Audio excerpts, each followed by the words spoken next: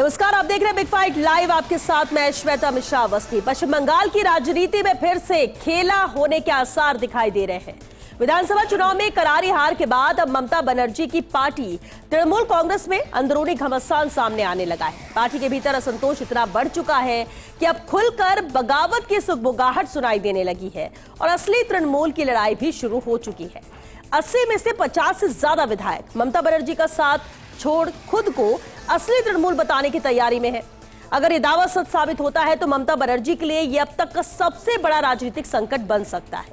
ऐसे में सवाल उठ रहा है कि क्या महाराष्ट्र की तरह बंगाल में भी कोई बड़ा राजनीतिक उलटफेर होने वाला है। राजनीतिक गलियारों में चर्चा तेज है कि जिस तरह शिवसेना में एकनाथ शिंदे की बगावत ने पार्टी को 2 हिस्सों में बांट दिया था और जिस तरह अजीत पवार ने एनसीपी में बड़ा सियासी खेल कर दिया, तो क्या अब वैसी ही तस्वीर पश्चिम बंगाल में भी बनने जा रही है। आज बात इसे खास मुद्दे पर।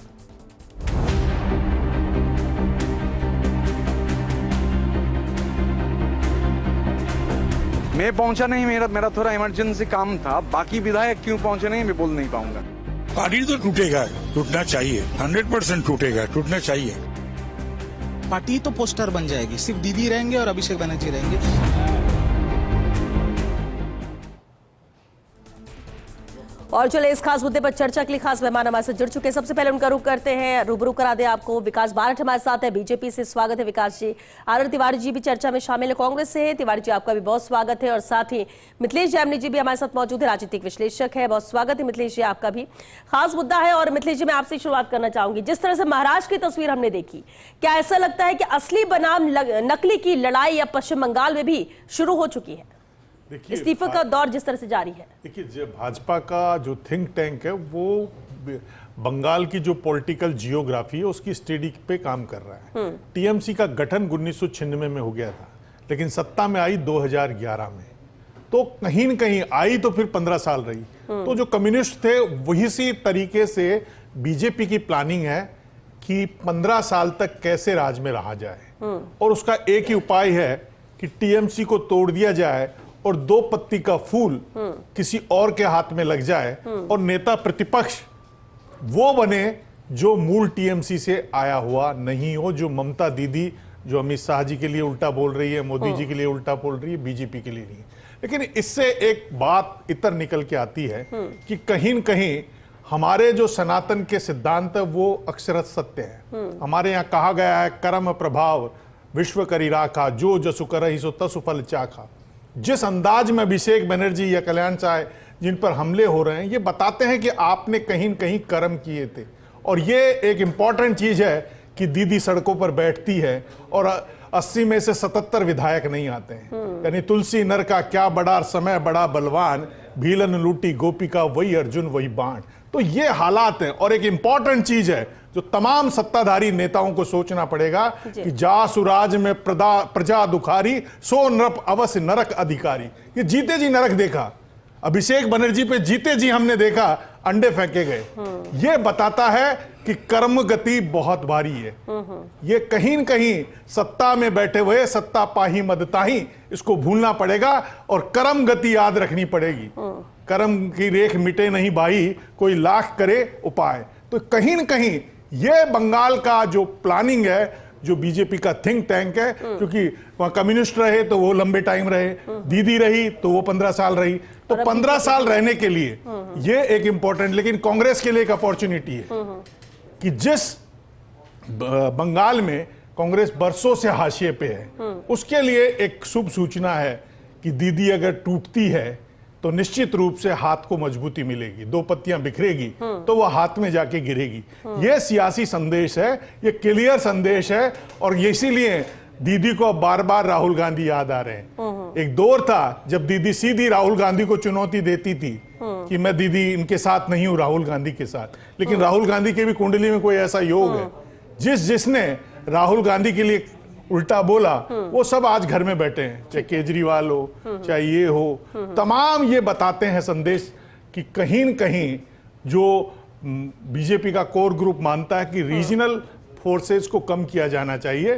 और दो इंपॉर्टेंट चीज है कि अगर ये आ जाते हैं तो राज्यसभा में बढ़ेंगे। और इंपॉर्टेंट चीज है कि बीजेपी सबसे बड़ा दांव खेलने जा रही है 2029 से पहले। एक डिलिमिटेशन वाला बिल लाना है, नारी वंदन विधेयक बिल लाना है, और एक राष्ट्र एक चुनाव वो बिल लाना है। उसके लिए ये तमाम चीजें बेसिक नीड है, ये प्राइमरी नीड है जो पॉलिटिकल साइंस कहता है, वो डेमोक्रेसी के हिसाब से वो पूरी करने के लिए बंगाल की धरती को चुना गया। बिल्कुल मिथिलेश जी, और सिर्फ यहाँ सत्ता बदलने से लेकर और यहाँ जो टीएमसी पर मुश्किलें नजर आ रही उतना ही नहीं, अभी आगे बहुत कुछ देखना। राम प्रकाश पांडे जी भी हमारे साथ जुड़ चुके हैं टीएमसी से, अभी कई सफर भी वो कर रहे हैं। राम प्रकाश जी स्वागत है आपका।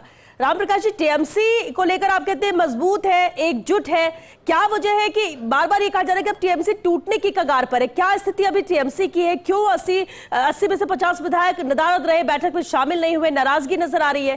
क्या स्थिति है अभी? जो चर्चाएं हो रही है उस पर जरा बताइए कि सच्चाई है या सिर्फ अफवाह?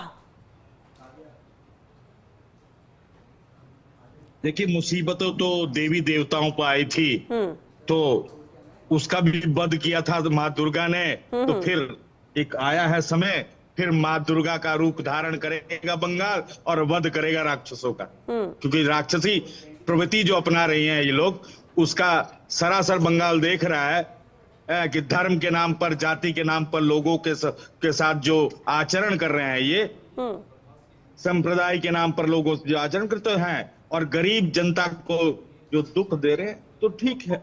नहीं, लेकिन राम प्रकाश जी, यहाँ बात तो आम जनता की है नहीं, बात तो टीएमसी की है। आपके अपने लोग आपसे अलग हो रहे हैं, आपके अपने लोग आपकी नीति के साथ नहीं चलना चाहते। इस्तीफे का दौर जारी है, फिर चाहे पार्षद हो, विधायकों को 2 को पार्टी से हटाया गया। ये क्या है अंदर, क्यों चल रहा है, क्यों ऐसी स्थिति बन रही है? देखिए, ये भारतवर्ष में कोई नया नहीं है, राजनीतिक पैतरा ही हो गया। महाराष्ट्र में हमने देखा था शिवसेना को कैसे तोड़ा गया था, ऑपरेशन लोटस। एक नया राजनीतिक समीकरण आया है भारतवर्ष में। हो सकता है, कोई बड़ी बात नहीं है, सामना करेंगे हम भी इसका। तो ये क्या नेतृत्व का संकट है? क्या ममता बनर्जी का नेतृत्व नहीं चाहिए? कि सारे विश्व में कहा जाता है कि भारत का गण, देखिए साझा, आज सारा विश्व देखेगा कि एक ऐसा राजनीतिक चला आया कि भारतवर्ष के डेमोक्रेसी को ही बदनाम कर दिया, गणतंत्र को ही बदनाम कर दिया। तो अच्छा नाम जाएगा कि एक तरह तो देशभक्त, और जो सारे विश्व के लिए जो देश है गणतंत्र पद्धति के लिए नाम जाना जाता था, वो नाम खत्म हो जाएगा। यानी आप सीधे तौर पर आप आरोप और सवाल बीजेपी पर उठा रहे हैं, ऑपरेशन लोटस का जिक्र कर रहे हैं, यानी आपके लोगों को, आपके विधायकों को अपनी तरफ कर रही है बीजेपी, और इसलिए ये स्थिति बन रही है। दो भागों में टीएमसी नजर आ रही है।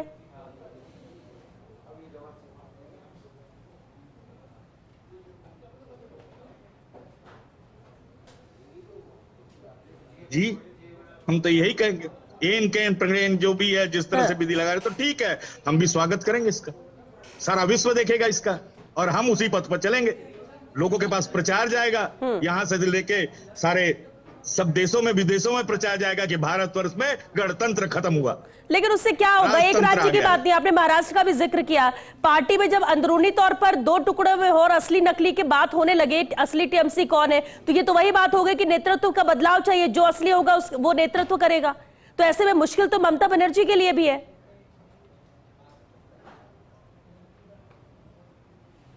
नहीं, आप मेरे को, मैं तो बोल रहा हूं कि आज धर्म की बातें ज्यादा होती है, नैतिकता की बात होती है। तो नैतिकता क्या है, ये किसकी पैदा की हुई टीएमसी है? अगर नैतिकता विचारधारा, और मेरे देश के प्रधानमंत्री शिवालय में जाते हैं, राम मंदिर में जाते हैं, नैतिकता की बात करते हैं, तो यहाँ नैतिकता कहाँ उनकी, कहाँ चले जाएगी?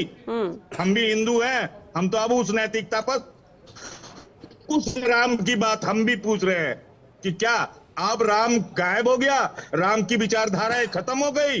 ठीक है, चलिए राम प्रकाश जी, आपने टीएमसी यानी अपनी पार्टी की बात यहां पर रखी, और मैं विकास बारड का रुख करना चाहूंगी बीजेपी से। विकास जी, अब टीएमसी में जो स्थिति है वही कहा जा रहा है कि महाराष्ट्र को ऐसा लग रहा है स्थिति वो दोहराई जा रही है, ऐसा कुछ रिपीट टेलीकास्ट नजर आता है। पश्चिम बंगाल में भी होने जा रहा है, क्योंकि यहाँ पर सिंबल की लड़ाई है, असली नकली की लड़ाई है। लेकिन एक बड़ा आरोप राम प्रकाश पांडे जी यानी टीएमसी लगा रही है कि बीजेपी ऑपरेशन लोटस को अंजाम देना चाहती है। ये जो इस्तीफे, ये जो नाराजगी, विधायक अलग, 2 पार्टी, ओरिजिनल सिंबल किसका, ये सब खेल बीजेपी का रचा हुआ। देखिए श्वेता जी, ये सब आईना साफ करने पर लगे हैं, जबकि दाग इनकी शक्ल के ऊपर है। ये शक्ल को साफ नहीं कर रहे, आईना साफ करते हैं, कमियां दूसरों में निकालते हैं, कमियां खुद की नजर नहीं आती। जिस पार्टी की कोई विचारधारा नहीं रही, जिस पार्टी के कोई सिद्धांत नहीं रहे, महज सत्ता जिनका लक्ष्य रहा, उस पार्टी के अंदर यही होता है। जब तानाशाही जहां जहां विश्व में अलग अलग जगह जब तानाशाही के खिलाफ क्रांतियां हुई और तानाशाही खत्म हुई, तो तानाशाहों के वही हालात हुए जो आज पश्चिम बंगाल में ममता बनर्जी और उनके भतीजे अभिषेक बनर्जी का हो रहा है। अभी मेरे साथी प्रवक्ता ने इतनी फालतू की बातें करी, लेकिन एक बात से मैं सहमत हूं। इन्होंने सही कहा कि बंगाल की जनता दुर्गा का रूप धरेगी और उन राक्षसों का नाश करेगी, और उस नाश की शुरुआत हो चुकी है। हमने देखे किस प्रकार राक्षस के अंडे मारे महिलाओं ने उस मां दुर्गा की रूप, उस मां दुर्गा की बेटियों ने उस राक्षस के फेंक फेंक के अंडे मारे, उसके कपड़े फाड़ दिए, उसको जलील किया। एक राक्षस को रोड के ऊपर पटक के किस तरीके से महिलाओं ने, वहां की बंगाल की जनता ने पीटा, तो राक्षसों के अंत की शुरुआत तो हो चुकी है। दूसरा, इनसे मैं पूछना चाहता हूं कि आज इनको शर्म आनी चाहिए, अपनी पार्टी के विधायकों को इस तरीके से कोस रहे हैं। अरे ममता बनर्जी भी तो कांग्रेस से अलग होकर तृणमूल कांग्रेस बनाई थी भैया। अगर आपके विधायक अलग होकर अलग पार्टी फॉर्म कर रहे हैं, तो वो इतने नीच हो गए, इतने हे हो गए कि आप इस प्रकार की शब्दावली उनके लिए प्रयोग कर रहे हैं। लोकतंत्र, संविधान के कोई मूल्य इनके लिए बच नहीं गए हैं। आप मुझे बताइए, ऋत्विक बनर्जी अगर नहीं अभिषेक बनर्जी की चमचागिरी करना चाहते तो वो गलत है, और अभिषेक बनर्जी भतीजे होने का लाभ ले रहे हैं, फर्जी हस्ताक्षर कर दिए विधायकों के, और जनता ने, इनके विधायकों ने इनके मुंह पे क्या तमाचा मारा है कि इनकी बैठक में नहीं गए। आज ममता बनर्जी रोड के ऊपर बैठी है, 77 विधायक 80 में से नहीं गए, महज 3 विधायक उनके साथ है। मैं अभी मिथिलेश जी ने बड़ी बढ़िया भाषा में कहा, हकीकत में देखा जाए तो ये जीवित नर्क भोग रहे हैं, इनके कर्मों का नतीजा है। जो दुष्कर्म इन्होंने बंगाल की जनता के साथ किए, जो अत्याचार इन्होंने किए, उस पाप का दंश ये भुगत रहे हैं, और दोषी ये दूसरों को बताते हैं। ठीक है, यानी आप ये कह रहे हैं कि ये इनकी करनी का ही फल है और ये सिर्फ आरोप लगा रहे हैं दूसरे पर, क्योंकि अपना दामन साफ रखना है। ठीक है, इनके विधायक, हमारा क्या लेना देना। ठीक है, ठीक है। आरएल तिवारी जी, अब ये ममता बनर्जी के नेतृत्व को लेकर, अब देखिए सत्ता तो हाथ से गई, लेकिन कम से कम अपने विधायक, अपनी पार्टी विपक्ष में मजबूती के साथ रहे, लेकिन अपने ही लोग जब अलग होने लगे और अपनी ही पार्टी के सिंबल के लिए लड़ाई होने लगे, असली नकली की बात होने लगे, तो ये तो अब तक मैं कहे कि सबसे बड़े मुश्किल हालात में ममता बनर्जी है नेतृत्व को लेकर, अगर बात करें। तिवारी, श्वेता, 2014 से देश में एक नया आयाम पैदा हुआ है लोकतंत्र का। 2014 से पहले क्या था और 2014 के बाद में लोकतंत्र के नाम पर जो कुछ हो रहा है वो पूरा देश देख रहा है। कांग्रेस मुक्त भारत, फिर विपक्ष मुक्त भारत। मैं जैमिनी जी को प्रणाम करता हूं, उन्होंने कहा कि वक्त की बात है, गोपियां लुट गई अर्जुन के होते हुए। तो मैं कह रहा हूं महाराज, एक बात तो तय करो, ये देश में लोकतंत्र रहेगा या नहीं रहेगा। अगर आज टीएमसी हमसे अलग होकर के एक जो प्रधानमंत्री बनने का जो ख्वाब रखा था ममता ने, आज भोगना पड़ रहा है। बंद मुट्ठी लाख की और खुल जाए तो खाक की। सबने प्रधानमंत्री का सपना देखा। शरद पवार के साथ क्या हुआ, ममता बनर्जी के साथ क्या हुआ, जेडीयू के कहां है, छठ आरजेडी को तोड़ने की कोशिश करी, अकाली दल को समाप्त कर दिया। ये भारतीय जनता पार्टी का नया स्वरूप जो देश के प्रधानमंत्री नरेंद्र मोदी भाई ने जो पैदा किया, पूरा देश हतप्रभ है। अरे आप किसी के साथ कुछ करो, लेकिन मेरा मानना है, कांग्रेस का मानना है कि क्या देश में लोकतंत्र सुरक्षित रहेगा या नहीं रहेगा। देश के बड़े नेता राहुल गांधी जी कहते हैं कि हम कहीं साम्यवादी पद्धति पर तो नहीं चल रहे हैं। चीन में भी चुनाव होते हैं श्वेता, वहां पर भी विपक्षी दल है, लेकिन वही जिनपिंग बनते हैं। रूस में भी चुनाव होते हैं, दिखावे के चुनाव होते हैं। मैं कह रहा हूं 2000 के बाद में जो सपना देखा अमित शाह जी ने, नरेंद्र भाई जी ने, आज आप तोड़ तो रहे हो। लेकिन फिर मैं जैमिनी जी से बात से जो इन्होंने कहा, हम जैसा बोएंगे वैसा ही हमको काटना पड़ेगा। केवल एक कांग्रेस पार्टी है जो आजादी के बाद में भी पहले जो तिरंगा थी आज भी है। हमने जनता पार्टी के राज भी देखा श्वेता, कांग्रेस में इंदिरा गांधी को निकालना पड़ा, लेकिन गांधी परिवार के नाम पर देश में आज भी कांग्रेस पर्यायवाची है। एक राहुल गांधी अडिग चट्टान की जैसे खड़े, कितने वार कर लो, ठीक है। ईडी, सीबीआई, लेकिन- आईटी सबसे ठीक है, आप डरा तिवारी दो। जी, तिवारी जी, आपने आज जो बात ममता कही, को तोड़ आपसे दोगे, सवाल है, सुनिए जरा, लेकिन सुनिए जरा। लोकतंत्र ठीक है। समाप्त हो जाएगा। तिवारी जी, आपने कहा ठीक है बीजेपी पर कि ये बीजेपी तोड़ रही है, बीजेपी कर रही है, लेकिन जब अपने ही लोग टूटने अलग होने के लिए तैयार होंगे तो सामने वाले को तो मौका मिलेगा। अरे भाई, कैसे लोग टूट जाते, कैसे मैं कह रहा हूं अपने अपनी श्वेता, पार्टी से बगावत करते हैं? भारत की संवैधानिक संस्थाओं का कब्जे में, न्यायपालिका कब्जे में, चुनाव आयोग कब्जे में, इनकम टैक्स कब्जे में, ईडी कब्जे में, जेल जाने से सब डरते हैं। यानी डरा कर किया जा रहा है, ये ये कह रहे हैं। पूरा देश जानता है। हुमायूं कबीर को किसने पैदा किया? हुमायूं कबीर की बाबरी मस्जिद के नाम पर पैसा किसने मुहैया कराया?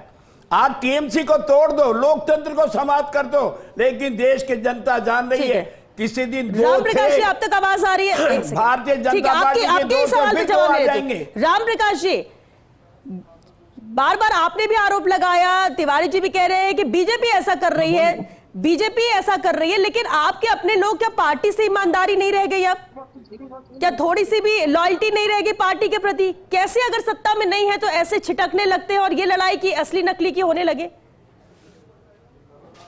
क्या वाकई में डराने वाली स्थिति है? जी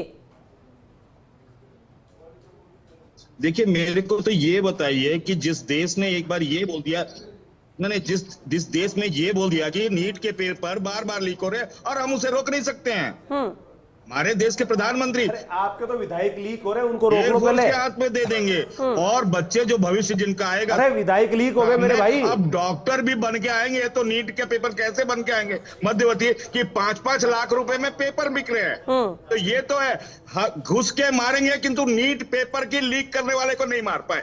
तो भारत की तो ये परिस्थिति आ गई है, जनता के सामने आएंगे भाई। ठीक है, चलिए अभी तो मुश्किल पश्चिम बंगाल के लिए, टीएमसी के लिए अभी उस पर बात कर लेते हैं। ऐसे तो हर मुद्दे पे बहुत सारी दिक्कतें हैं, सबके अपने मत है, बंगाल को बेच के खा गए। आप लोग भी बोल रहे हो क्या? अरे बंगाल को बेच के खा गए। ठीक है राम प्रकाश जी, बार बार लीक करवा रहे जी हैं ठीक और है। उससे हाँ, ये बड़ी समस्या है, जांच होनी चाहिए, तय तक होनी चाहिए, एक्शन भी हो रहा है, एक्शन भी इसमें हो रहा है। लेकिन मिथिलेश जी, ये असली नकली तृणमूल की जो लड़ाई है, क्या वास्तव में ये उत्तराधिकारी की लड़ाई है, इसलिए ये दो फाड़ हो गई, या फिर इतनी पावरफुल बीजेपी है? और जिस तरह से तिवारी जी जो आरोप लगा रहे कि डरा धमका कर ईडी सीबीआई और इस वजह से ये सब अलग हो रहा है कि ये सब इसकी जद में आएगा और अपने को बचाने के लिए लोग ऐसे जुड़ रहे हैं, क्योंकि आरोप तो कई तरह के लगेंगे। देखिए, बंगाल के मामले में अहम वजह क्या लगती है आपको? बंगाल के मामले में ये वजह इसलिए सही नहीं उतरती तिवारी जी वाली कि 207 एमएलए उनके पास है। अगर ये 150 होते तो रिक्वायरमेंट होती। और समीक भट्टाचार्य जो वहां के प्रदेश अध्यक्ष, उन्होंने साफ कर दिया है कि हम इनको नहीं लेंगे। जो एक इंपॉर्टेंट चीज है कि हाँ भाई चाचा, हाँ भतीजा, बुरे हाल का बुरा नतीजा। देश की राजनीति में हमने इससे पहले एक नजारा देखा कि शरद पवार से जो स्वर्गीय अजीत पवार अलग हुए, 1999 में एनसीपी बनी और भतीजा जाके टूट गया। लेकिन एक इंपॉर्टेंट चीज है राजनेताओं के लिए, चाहे वो बीजेपी की हो चाहे कांग्रेस की हो, जो पुत्र मोह में धृतराष्ट्र बनते हैं, चाहे भतीजा मोह हो, दीदी की तमाम जो तपस्या थी, एक भतीजा ले डूबा। राजस्थान में हमने कई नेता देखे जो पुत्र मोह के चलते कई बार हाशिए पर आए, जिसमें एक तो वही हैं जो उनका मैं नाम नहीं लेना चाहूंगा, जो तिवारी जी के इलाके से हैं, हवा महल से, जो अभी कृष्ण जन्मभूमि में है। तो दूसरा एक इंपॉर्टेंट चीज है कि कई हमने एमएलएस देखे हैं, अभी आप देखिए आरसीए में किस तरीके से अपने बेटों को लॉन्च करने में लग रहे हैं। तो ये इंपॉर्टेंट चीज है। एक और कांग्रेस में भी चर्चा चल रही है कि साहब अशोक गहलोत जी राज्यसभा में चल जाए, सरदारपुरा से जिनका आज बर्थडे है, बर्थडे बॉय है, वैभव गहलोत जी को एमएलए बना दिया जाए। तो ये जो बेटा और अब भतीजा और परिवार को एडजस्टमेंट करने की पॉलिसी है ना, पायलट बगावत करेंगे ही ना भाई साहब। तो ये एक इंपॉर्टेंट चीज है कि सारी पॉलिटिकल पार्टीज को, हमारे पास गए थे क्या? आप सरकार कर रहे हैं क्या? सारी पॉलिटिकल पार्टीज को ममता दीदी के मोह से ऊपर उठकर ये सोचना पड़ेगा कि अगर अब डेमोक्रेसी में आपको लंबा चलना है, जनता तय करती है कि किसी का बेटा तो राज करे, बाप भी राज करे, बेटा भी राज करे, अगली पीढ़ी भी राज करे, वो अब चल नहीं रहा। परिवारवाद, लेकिन ये परिवारवाद के भले इसके विरोध में लोग बात करें, लेकिन कोई पार्टी ऐसी अछूती नहीं है। बीजेपी में भी अगर देख ले तो कोई पार्टी अछूती नहीं है। अपने बेटे को स्टैब्लिश करने के लिए राज्यसभा में जा रहा है जो रास्ता, एक मिनट तिवारी जी, चलिए कांग्रेस में नहीं, बीजेपी में भी ऐसा है, दूसरी पार्टियों में भी है, सब में है। बिल्कुल। सवाल तो यही कि क्यों है, क्यों है ये एक सनातन धर्म का गुण है। जो सनातन बाबाओं का देश नहीं है, देखिए सनातनियों का देश है। अब देखिए सनातन भाई देखिए, बिना सनातन चाणक्य ने क्या कहा था? आप लोग की चाणक्य चर्चा ने पूरी नहीं कहा होती है। था रुकिए अभी कि अगर आप अपात्र व्यक्ति को सत्ता पे बैठाते हैं तो जनता आक्रोशित हो जाती है, और जिसका नतीजा आप अभिषेक बनर्जी को देख सकते हैं। किसी भी अपात्र संतान को अगर आपने सत्ता दे दी, हमने ऐसे राजा महाराजा भी हिंदुस्तान में सनातन में देखे हैं जिन्होंने अपने पुत्र अयोग्य थे तो लिख के गए कि ये राजा नहीं बनने लायक नहीं ठीक है, क्योंकि वक्त खत्म हो रहा है, मुझे एक फाइनल कमेंट चाहिए। विकास जी, क्या वाकई में पश्चिम बंगाल की जनता एक और खेला देखना चाहती है पश्चिम बंगाल में? ये क्या हो रहा है? देखिए, जनता तो 207 सीट का बड़ा बहुमत देकर राजस्थान बंगाल में बीजेपी की सरकार बना चुकी है। जनता का कोई सरोकार नहीं है, उनका पर्सनल, उनकी नीतियों, उनके नेतृत्व के खिलाफ विद्रोह है। दूसरा, अभी कांग्रेस के प्रवक्ता जो मोदी जी के ऊपर लेक्चर दे रहे थे, मुझे एक बात बताइए, 90 से ऊपर बार राज्य की सरकारों को बर्खास्त करके राष्ट्रपति शासन लगाया, क्या मोदी जी ने लगाया क्या? जब इंदिरा गांधी जी 80 में बन के आई तो कितने राज्यों को अंदर सरकारें बर्खास्त करी? जब 1959 में सबसे पहले केरल की सरकार आपके नेहरू जी ने बर्खास्त करी।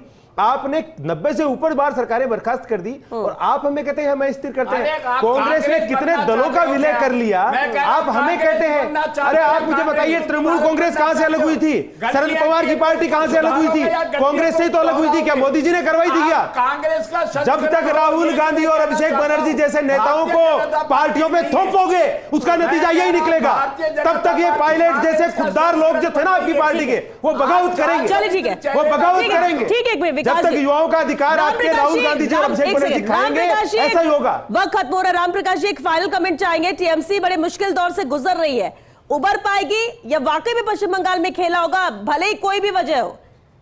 टीएमसी इस मुश्किल घड़ी में कैसे स्टैंड करेगी? जी देखिए, टीएमसी मुख्यमंत्री ममता बनर्जी जो हमेशा मुश्किल दौर से ही निकली है, और हमें विश्वास है कि फिर वो जिस तरह से 34 साल के अपशासन को उखाड़ फेंक कर आगे बढ़ी थी, इनके भी शासन को वो फिर उसी तरह से अपनी लड़ाई से लड़के वो हटाएंगी और फिर आगे का रास्ता तय करेंगी। और बंगाल ही रास्ता भारत को दिखाएगा। ठीक है, चलिए, आप कह रहे बंगाल रास्ता दिखाएगा। एक फाइनल कमेंट चाहेंगे तिवारी जी कि अब पश्चिम बंगाल में जो स्थिति बन रही, भले ही आरोप किसी भी लगाए जाए, लेकिन अगर कुछ होता है तो आम जनता भी ये देख रही है, और ये अंदरूनी लड़ाई है, ये अंदरूनी लड़ाई है। आप किसी पर भी आरोप लगाए, पार्टियों को तोड़ रहे हो। देश में आप लोकतंत्र को समाप्त करके भारतीय जनता पार्टी अरे आप लोग जिन्होंने चुनाव आयोग के आयुक्त रहे लोगों को टिकटें दे दी, जिन्होंने अपने नेताओं को जज बना दिया, जिन्होंने वायुयान हाईजैक करने वालों को एमएलए बना दिया, आपको बोलने का अधिकार ही नहीं है भाई साहब। कांग्रेस पार्टी का तो मोरल राइट ही नहीं बनता।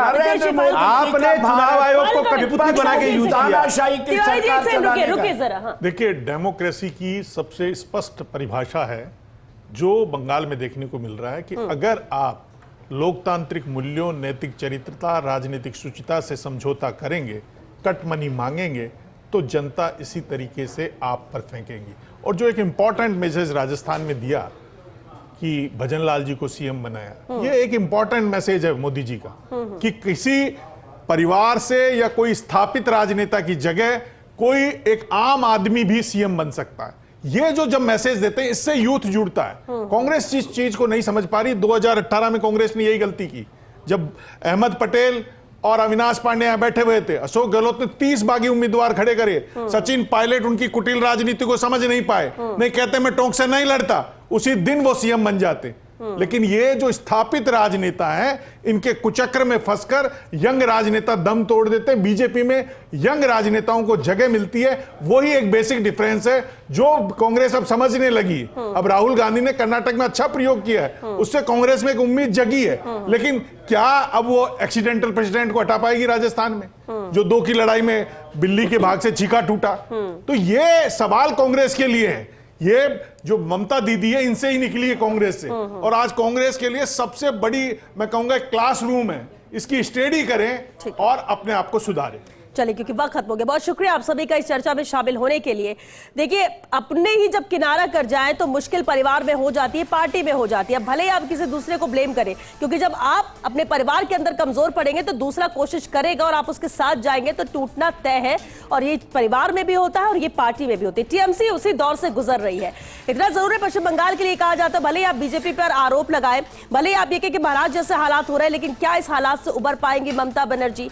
क्या सिर्फ अपने उत्तराधिकारी परिवारवाद, इसी के चक्कर में ही टीएमसी यहां पर कमजोर हुई और यह स्थिति बन गई है कि दो भागों में टीएमसी बढ़ती हुई नजर आ रही है। लेकिन सबसे बड़ा सवाल कि पश्चिम बंगाल को लेकर जो कहा जाता खेला हो गए, सत्ता परिवर्तन के साथ वहां खेला तो हो गया, लेकिन अब कह सकते हैं कि पश्चिम बंगाल में जो नजर आता है, टीएमसी में जो नजर आता है, बगावत हो गई, क्योंकि बगावत की शुरुआत यहां पर हो चुका। अब इस पर विराम लग पाता है या कुछ और ही तस्वीर पश्चिम बंगाल में देखने को मिलेगी, ये आने वाले वक्त बताएगा। लेकिन मुश्किल दौर से ममता बनर्जी, उनका नेतृत्व और टीएमसी इस वक्त गुजर रही है। चलिए इसी के साथ बिग फाइट लाइव मैच के लिए बस इतना ही। नमस्कार।